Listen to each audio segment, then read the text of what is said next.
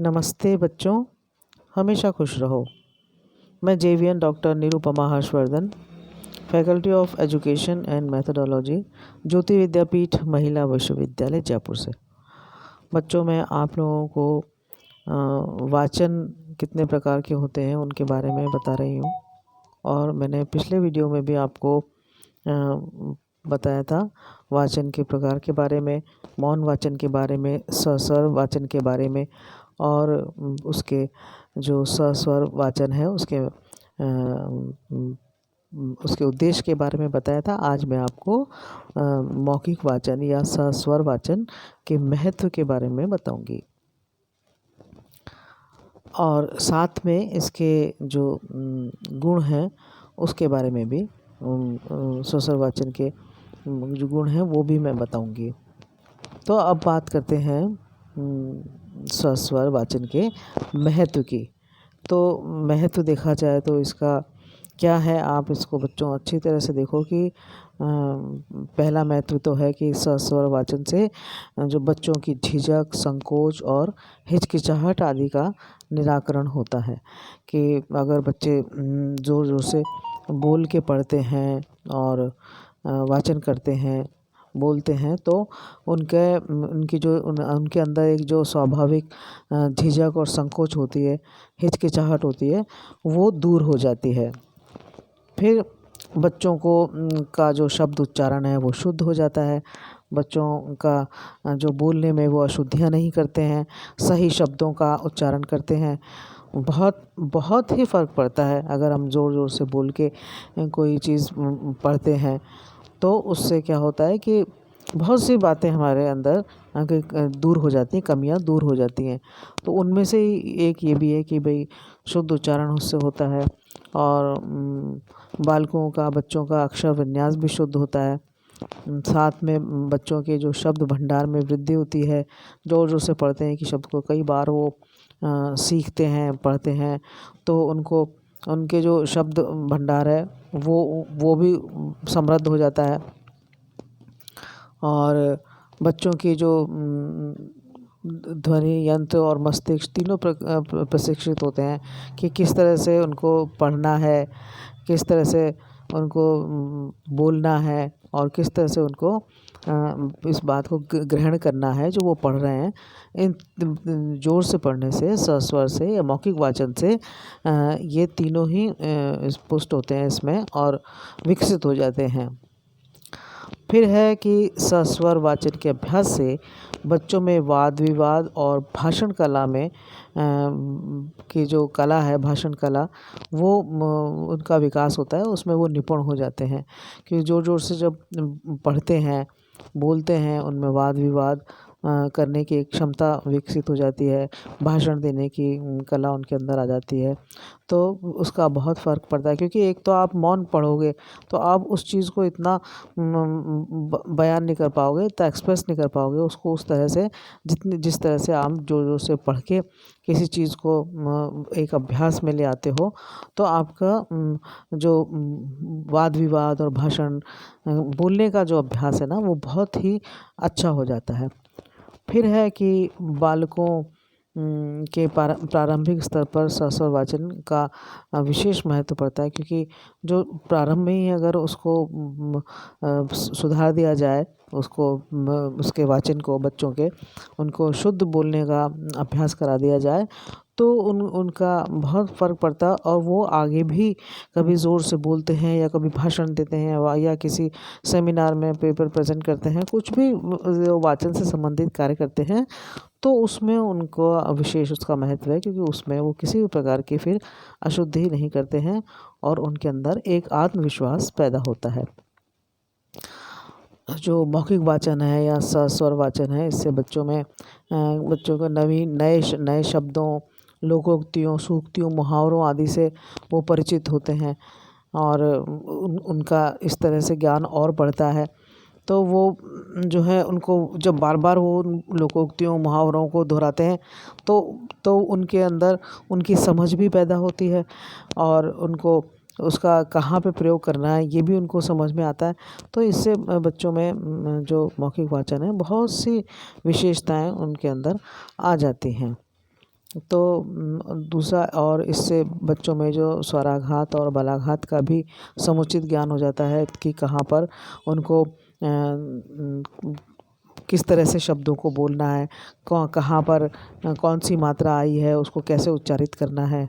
तो ये सब जो बातें हैं ये बहुत ही महत्वपूर्ण हैं, और इस दृष्टि से इसका वाचन का, मौखिक वाचन का बहुत ही महत्व है। फिर बात करते हैं कि उत्तम सस्वर वाचन के गुण क्या क्या हैं। कि जो उत्तम सस्वर वाचन होता है, मौखिक वाचन होता है, उसके कौन कौन से गुण होते हैं। तो हम देखते हैं कि अच्छे वाचन के बहुत से गुण उसमें होने चाहिए। कि जैसे पहला गुण है कि ध्वनियों का ज्ञान बच्चों को होना चाहिए। ध्वनियाँ कौन कौन सी हैं, ये जो अ आ इ ई क ख ग इत्यादि जो ध्वनियाँ हैं, इनका ज्ञान बच्चों को होना चाहिए। वर्णमाला का ज्ञान बच्चों को होना चाहिए कि क्या वर्णमाला है। और इसी प्रकार से उच्चारण की शुद्धता, अगला जो इसका सौसर वाचन का गुण है वो है उच्चारण की शुद्धता। क्योंकि इससे क्या है, बालकों में, जो बच्चों में शब्दों के उच्चारण की शुद्धता आती है। और जैसे कि क्षत्रिय को क्षत्रिय बोलना, और स्त्री को स्त्री, स्कूल को स्कूल, विद्यालय को विद्यालय। तो इस तरह के जो शुद्ध उच्चारण हैं वो इससे आ जाते हैं, और उनको ये सीखने चाहिए। तो जो उत्तम सौसर वाचन है उसके ये गुण होने चाहिए, उनमें बच्चों में ये गुण आने ही चाहिए। विराम चिन्ह, जैसे कि अगला इसका जो गुण है वो है विराम चिन्ह। जैसे रोको मत जाने दो। अब विराम चिन्ह का मैंने आपको बताया था कि अर्थ का अनर्थ हो जाता है। अगर विराम चिन्ह सही जगह पर है तभी हम उसका सही अर्थ लगाएंगे, वरना हम उसको उसका अन्य अर्थ ले लेंगे। जैसे कि एक शब्द, एक वाक्य है कि रोको मत जाने दो, है ना। अब यहाँ पर अगर हम रोको के बाद अर्धविराम लगाते हैं तो वहाँ पर क्या होता है कि क्या उसका उच्चारण होगा कि रोको मत जाने दो। और यदि हमने अर्धविराम यहाँ लगा दिया कि रोको मत जाने दो, तो इन दोनों ही बातों में आप देख रहे हो बच्चों किस तरह से हो गया, दोनों ही विपरीत हो गई। एक तो ये कि रोको मत जाने दो, है ना, कि भाई रोको, इसको जाने मत देना। मतलब अर्थ का अनर्थ हो गया कि बिल्कुल ही विपरीत बातें हो गई, एक दूसरे के विपरीत हो गई, उल्टी हो गई। रोको मत जाने दो और रोको मत जाने दो। तो इस बात से एक एक सिर्फ विराम चिन्ह का के सही और गलत प्रयोग से उस बात का अर्थ ही दूसरा निकल आता है। इसलिए बहुत ही आवश्यक है कि बच्चे ये जानें कि विराम चिन्ह कहाँ पर लगने चाहिए।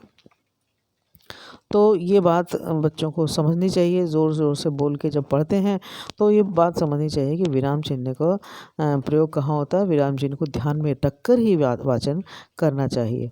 फिर है स्पष्टता।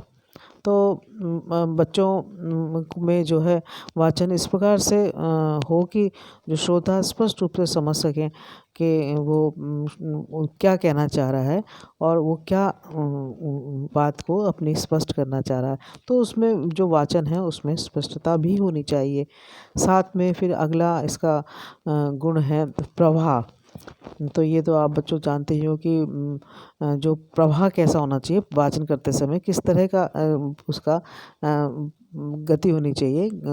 और जैसे कि अब देखते हैं कि बच्चे जो द्रुत गति से पढ़ें तथा ना ही रुक रुक कर पढ़ें, तो ना तो बहुत तेज़ पढ़ें और ना ही बहुत रुक रुक के पढ़ें। क्योंकि प्रवाह के साथ ही उनको पढ़ना चाहिए। कोई भी चीज़ है, अगर वो ऐसे तेज़ तर करके पढ़ जाएंगे तो कोई अर्थ नहीं निकलेगा, और ऐसे रुक रुक के पढ़ेंगे तो भी कोई वो उसका अगर अर्थ नहीं ले पाएंगे।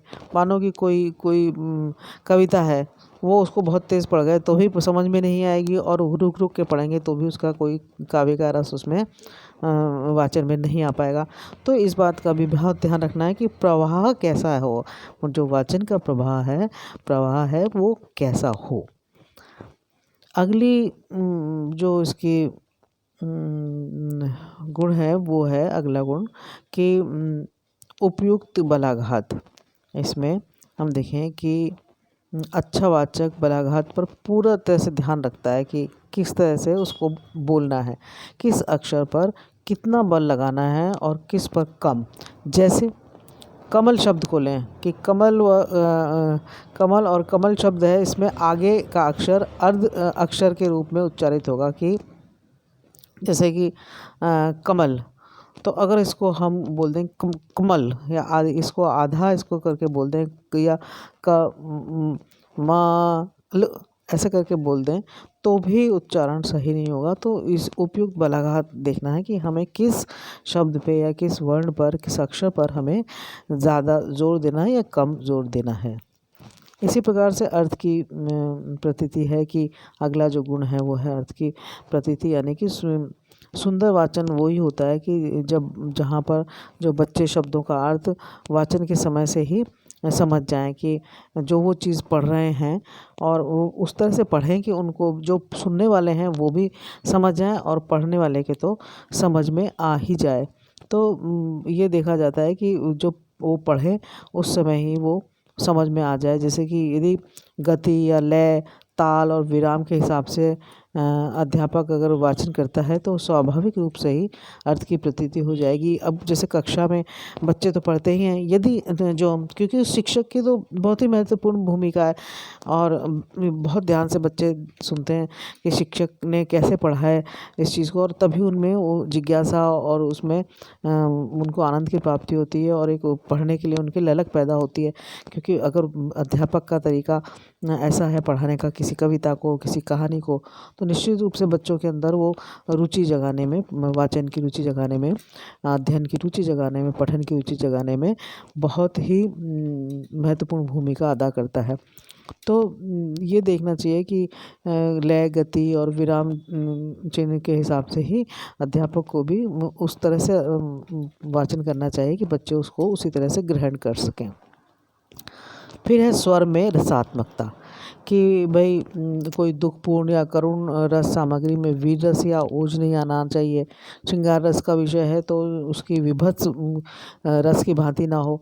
मतलब कि जो भी स्वर है उसमें रसात्मकता होनी चाहिए कि जो भी सामग्री आप पढ़ रहे हैं उसमें जो रस है उसका उसी तरह से वाचन होना चाहिए। ऐसा ना हो कि वीर रस को पढ़ते समय उसमें करुण रस की प्रतीति हो जाए।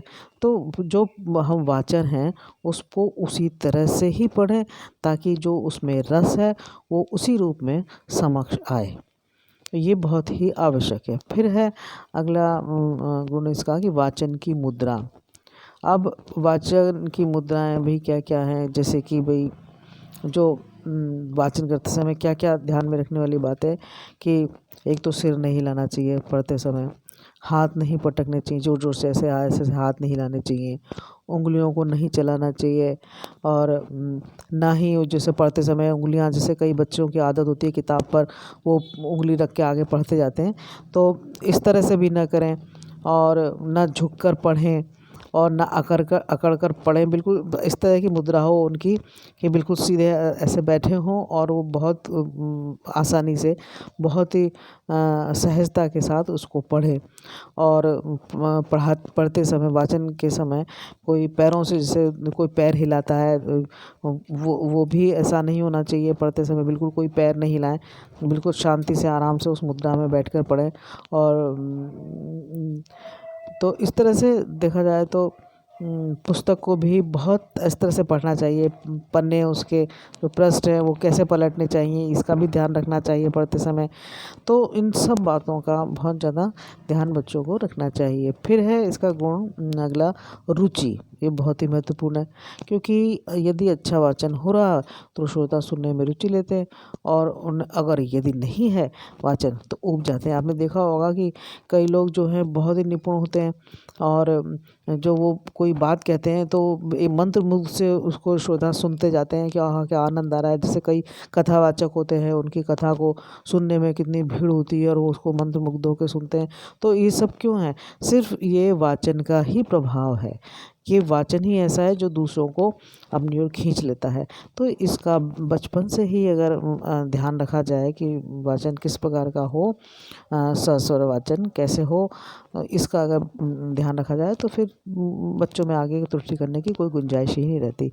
तो बच्चों, आपने देखा कि मैंने बताया आपको कि मौखिक वाचन या स्वर वाचन के गुण क्या हैं और महत्व क्या हैं। तो मुझे विश्वास है कि आपको ये समझ में आया होगा। फिर भी आपकी कोई जिज्ञासा है, कोई प्रश्न है, तो आप मुझे कमेंट बॉक्स में कमेंट कर सकती हैं, मैं उसका उत्तर दूंगी। ये सेशन हमारे ज्योति विद्यापीठ के डिजिटल वर्जन 2.0 से हो रहा था। अगले वीडियो में आपको मैं अन्य स्वसर वाचन के बारे में बताऊंगी। नमस्कार।